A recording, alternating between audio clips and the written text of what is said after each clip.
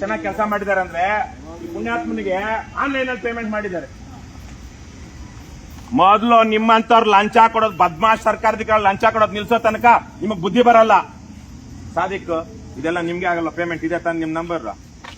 ಇದೇನ್ ಪೇಮೆಂಟ್ ಏನಿದ್ ನಿಮ್ದು?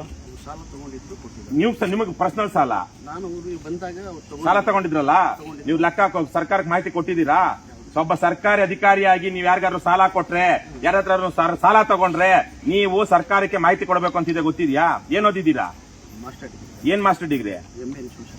MA sociology. ಏನ್ ಹೆಂಗೆ ಸೆಲೆಕ್ಟ್ ಆಗಿದ್ ನೀವು? ಯಾವ ಸರ್ ಇದ್ರ ಮೇಲೆ? KPSC selection? ಮತ್ತೆ ಅವರು MSW ಮಾಡಿದ್ದಾರೆ, B.Ed ಮಾಡಿದ್ದಾರೆ. ನಿಮ್ಮ ಏನ್ರಮ್ಮ ನಿಮ್ಮ ಇವ್ರ ಹತ್ರ ಸಾಲ ತಗೊಳ್ಳೋಂಥದ್ದು ಏನ್ ಕಷ್ಟ ಇತ್ತಾ? ಚೆನ್ನಾಗಿದ್ದೀರಾ, ಚೆನ್ನಾಗಿ ಹಾಕೊಂಡಿದ್ದೀರಾ ಅನ್ನೋದು ಗೋಲ್ಡ್ ಏನದು? ಕಾರ್ಗಿರ್ ಇಟ್ಟಂಗಿದ್ದೀರಾ? ಕಾರ್ ಇಟ್ಟಂಗಿದ್ದೀರಾ?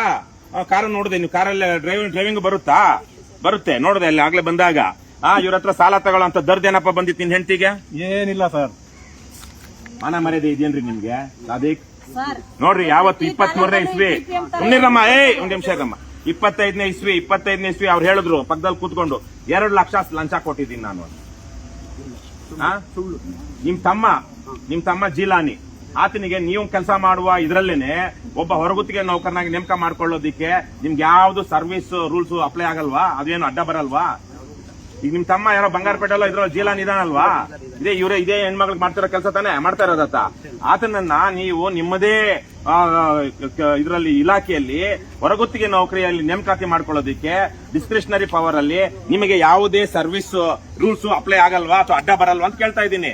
ಇವಾಗ ನೇಮಕ ಮಾಡ್ಕೊಳ್ಬಹುದಾ?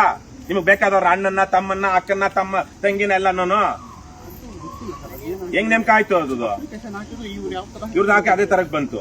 ನಿಮ್ಗೆ ಏನು ಸಮಸ್ಯೆ ಇಲ್ಲ. ನೀವು ಅವ್ರಿಗೆ ಆತ ನನ್ನ ತಮ್ಮ ಅಂತ ಯಾರಿಗೂ ಹೇಳಿಲ್ಲ. ಆತನ ನೇಮಕಾತಿಯಲ್ಲಿ, ಹೊರಗುತ್ತಿಗೆ ನೇಮಕಾತಿಯಲ್ಲಿ ಯಾವ ಪ್ರಭಾವವನ್ನು ಬೀರಿಲ್ಲ. ನೀವು ಬೀರಿದ್ದೀರೋ ಇಲ್ವೋ? ಪ್ರಭಾರ ಬೀರಿಲ್ಲ ಅಲ್ವಾ? ಆದ್ರೆ ನಿಮ್ ತಮ್ಮ ನಿಮ್ಮದೇ ಇದರಲ್ಲಿ ಇವ್ರ ತರಾನೇ ನಿಮ್ಮ ಅಧೀನದಲ್ಲಿ ಕೆಲಸ ಮಾಡ್ತಾ ಇರುವಂತ ವ್ಯಕ್ತಿ. ನೀವು ಹೌದು ಅಲ್ವಾ? ಇದಕ್ಕೆ ನೀವಾಗ್ಲಿ, ಇಲ್ಲಿರೋ CEO ಆಗ್ಲಿ, ಇನ್ನಿರೋ ಯಾರ ಗಮನಕ್ಕೂ ಬಂದಿಲ್ಲ ಇದು. ಆತ ನಿಮ್ ತಮ್ಮನೇ ಇಲ್ಲಿ ನಿಮ್ ಕೆಳಗಡೆ ಕೆಲಸ ಮಾಡ್ತಾನೆ ಹೊರಗುತ್ತಿಗೆ ಆಧಾರದ ಮೇಲೆ. ಕೇಳ್ತಾ ಇದೀನಿ ನಾನು, ಗಮನಕ್ಕೆ ಬಂದಿಲ್ಲ ಅಲ್ವಾ? ನೀವೆಲ್ಲ ಸರ್ಕಾರಿ ಅಧಿಕಾರಿಗಳು ಎಷ್ಟು ಹಲ್ಕಾ ಕೆಲಸಕ್ಕೆ ಇಳಿದು ಬಿಟ್ಟಿದ್ದೀರಿ ಅಂದ್ರೆ ನ್ಯಾಯ, ನೀತಿ, ಧರ್ಮ ಅನ್ನೋದೇ ಇಲ್ರಿ ನಿಮಗೆ. ಈಗ ಅಮ್ಮನಿಗೆ ಈಗ ತಾನೆ ನಮಾಜ್ ಆಯ್ತಲ್ಲಪ್ಪ, ಹೋಗ್ಬೇಕಾ? ಏನ್ ನಮಾಜ್ ಮಾಡಿ ಏನು ಉಪಯೋಗ?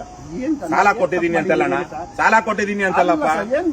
ಏನಿದು ಸಾಲ ಕೊಟ್ಟಿದ್ದೀನಿ ಅಂತೆಲ್ಲ? ಈ ಪೇಟಿಎಂ ಅಲ್ಲಿ, ಫೋನ್ ಪೇ ನಲ್ಲಿ ಆಗಿದೆಯಲ್ಲ, ಅವ್ರ ಹತ್ರ ಹಾಕ್ಸ್ಕೊಳ್ಳೋಂಥದ್ದು ಏನಿತ್ತು? ಹಾಕ್ಸ್ಕೊಂಡ್ಮೇಲೆ 3 ಸಾವಿರ 4 ಸಾವಿರ ಯಾರ ಮೇಲೆ ಆಣೆ ಮಾಡ್ತೀಯಮ್ಮ ನೀನು? ಸಾಲ ಕೊಟ್ಟಿಲ್ಲ, ಇದು ನಾನು ಕೊಟ್ಟಿರೋ ಲಂಚ ಅಂತ ಮಕ್ಕಳ ಮೇಲೆ. ನೀನ್ ಯಾರ ಮೇಲೆ ಮಾಡತ್ತೀಯಪ್ಪ? ಏನೇನಾಗಿರುತ್ತೆ? ಹೆಂಗಾಗಿರುತ್ತೆ? ಯಾರು ಸರ್ ಇವರು? ಮಂಜುನಾಥ್ ಅವ್ರು ಯಾರು? CEO ಯಾರು ಸರ್?